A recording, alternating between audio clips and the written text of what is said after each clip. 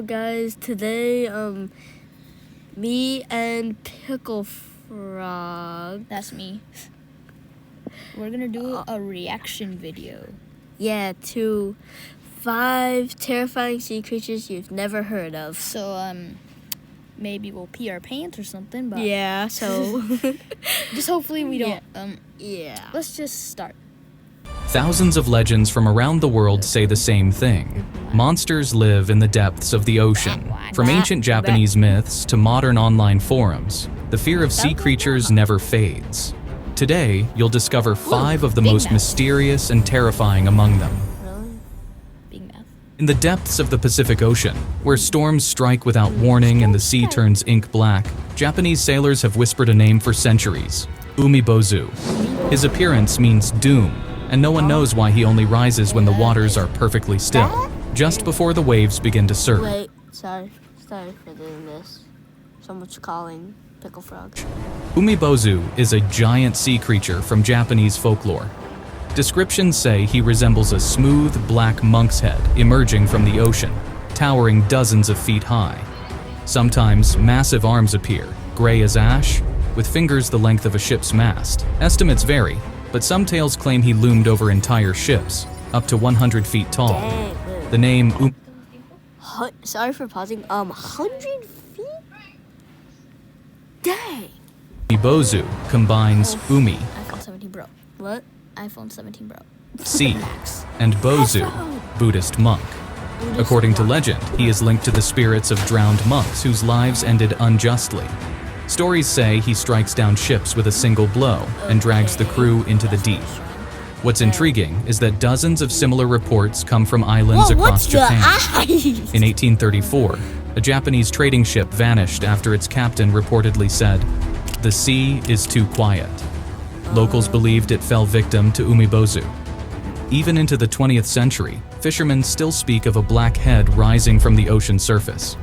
Some researchers speculate that real creatures could explain the myth, perhaps rare deep-sea We squids gotta recreate that. I don't know. or unidentified cetaceans. But no scientific observation has ever confirmed Umibozu's existence. So if you're ever out at sea and notice the storm suddenly stops, don't celebrate too quickly. It might not be calm. It might be the first sign that Umibozu is near. He had a sharp jawline. Honestly, yeah. Off the coast of the Bahamas lies a natural wonder, the blue holes. These vertical underwater caves drop hundreds of feet into the ocean, and deep within them, legend says, lives one of the most mysterious sea monsters in the world, the Lasca. It strikes without warning, then vanishes as quickly as it appeared. Lasca is described as a hybrid between an octopus and a shark. It has the tentacles of a giant squid and a torso resembling a shark's body with a mouth full of razor-sharp teeth. According to local tales, Lasca can grow up to 67 feet long. That's the length of a school bus. But in water, such a creature can approach unseen. 2026. The name Lasca has no confirmed origin. Some believe it stems from local Caribbean dialects. Stories about it have been passed down for generations on the islands of Andros and Eleuthera. Fishermen spoke of boats yanked underwater by a single massive tentacle. Many believe Lasca is behind dozens of unexplained disappearances in the Blue Hole regions. Scientifically, Lasca might be an exaggerated account of real deep-sea creatures like the giant squid or colossal octopus. The largest known species, the Architeuthis, can reach lengths of 43 feet. But the Lasca, based on descriptions, seems even larger.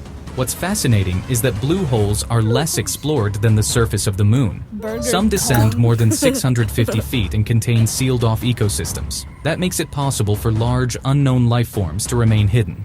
Lasca remains suspended between legend and science. But in the Bahamas, the fear is very real. And if you ever dive into a blue hole, remember, not all depths are silent. In 1997, the United States National Oceanic and Atmospheric Administration recorded one of the loudest underwater sounds ever detected in the southern Pacific Ocean. It was heard over 3,000 miles away and named the Bloop. But behind the signal lies more than just acoustic mystery. The internet turned it into a symbol of oceanic unknowns. The creature at the heart of this legend is imagined as a 250-foot giant, far larger than any known animal, including the blue whale. Some theories suggest bloop is intelligent, deliberately avoiding humans and perceiving its environment in ways no other marine life can. One belief is that bloop can mute the ocean, silencing all nearby sounds. Another theory claims it communicates through infrasound, a frequency below human hearing, but one that can induce unease or fear. The sound originated from one of the most remote regions on Earth, between Easter Island and Antarctica, at depths of around 13,000 feet. 13,000 feet. The area remains That was just largely the sound. unexplored. Later, some researchers suggested an It could be icequake may have ice. caused it, though even they admitted the sound structure was unusually organic. The legend quickly spread online. Bruh. Its coordinates nearly AI. matched the location of Rillier from Lovecraft's stories, sparking theories that Bloop was Cthulhu awakening. Since then, it's become a cult figure in digital mythology, a symbol of the deep's silent terror. In 2002 and 2005, scientists conducted follow-up missions to the same region, hoping to capture the sound again. But nothing similar was recorded. Even stranger, several hydrophones failed during the process. This led to theories that Bloop either disrupts electronics or uses something that prevents detection. Since 1997, no similar sound has ever been recorded again. To some, it was a strange anomaly. To others, it remains the only acoustic trace of something still lurking in the dark. Maybe he has maybe he's In ancient times, people often explained maybe he swallowed the iPhone 17 Pro Max, and then when you get in there, then you find it and then you get digested out. Yeah. natural phenomena through mythical creatures. If a solar eclipse was blamed on a giant raven, then the disappearance of the moon was the work of something far more colossal. Its name was Bakunawa. According to legend, this sea monster once rose from the ocean's depths and tried to swallow the moon. Whenever a lunar eclipse occurred, people believed Bakunawa had returned. The creature was described as a giant sea serpent, so enormous its length was compared to entire islands, like Negros or Cebu. Its mouth, according to stories, resembled a lake and was wide enough to swallow a celestial body whole. Bakunawa's skin was dark and smooth. Some depictions show it with fins, wings, or even glowing patches, much like deep-sea creatures.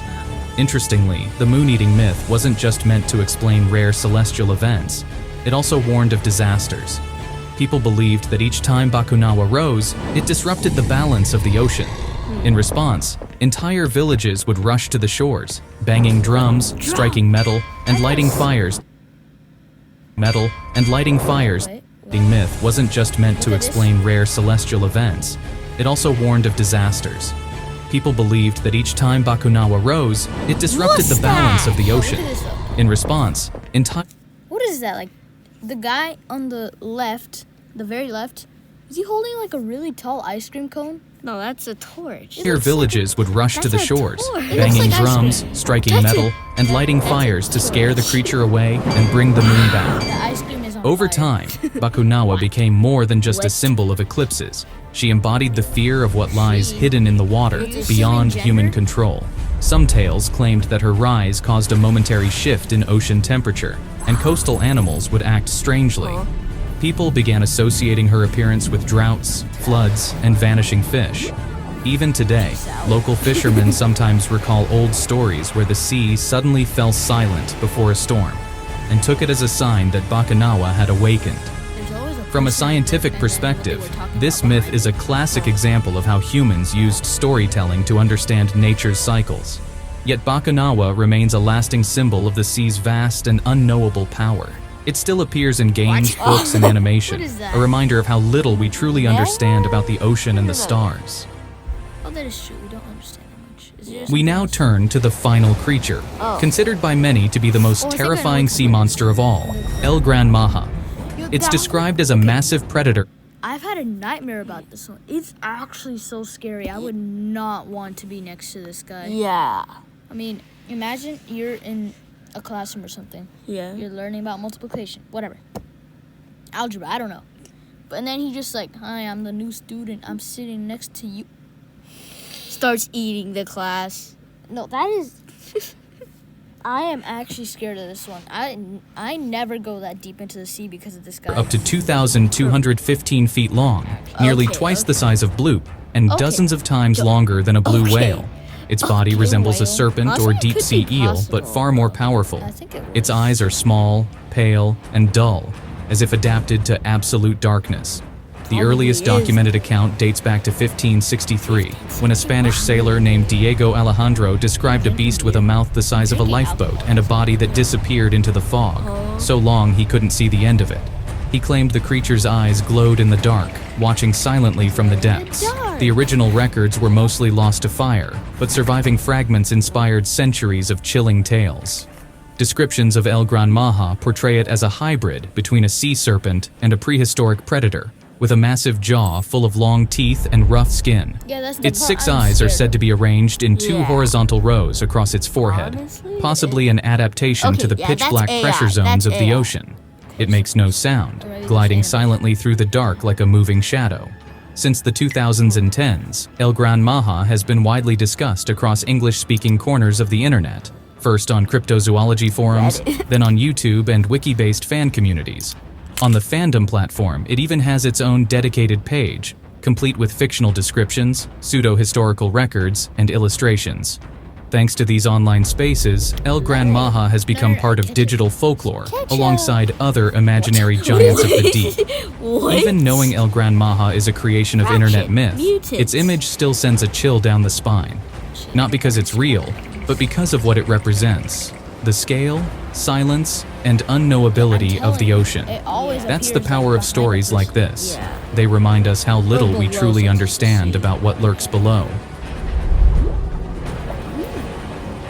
Okay, that's it for today. So, All right. bye. Bye.